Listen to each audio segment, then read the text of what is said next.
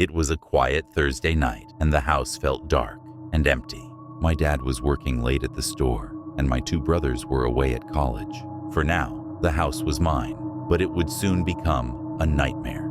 A few friends came over, and we watched a baseball game, laughing and sharing some beers. When they finally left through the back door, a strange chill filled the air.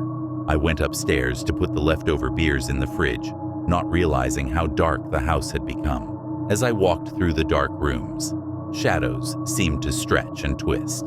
After I crawled into bed, I felt tired but couldn't sleep. The quiet of the house was heavy, and I couldn't shake the feeling that something was off. Then, I heard soft footsteps coming up the stairs. My heart raced as I thought my dad had finally come home. I listened as he coughed and moved into the bathroom, the sounds echoing in the quiet hallway. But then, I heard something that made my blood run cold. The clattering of dishes and cabinets opening in the kitchen below. Too lazy to get out of bed, I sent a quick text. "Can you please be quiet?" I put my phone on the desk and tried to shake off the uneasy feeling in my stomach. But then the footsteps returned, quickly coming up the stairs. My bedroom door creaked open, and a dark figure stood in the doorway. "Dad?" I called, but my voice felt weak and small. I couldn't see him clearly. The hallway light was off. I frowned, feeling a knot tighten in my chest. Just then, my phone vibrated with a new message. It was from my dad. "I'm still at work." My heart dropped. The figure in the doorway was not my father, trying to act calm even as fear took over. The figure didn't move, staying in the shadows. I felt trapped. I quickly texted my dad. "There's someone in the house. Call the police." His reply came quickly. "Okay."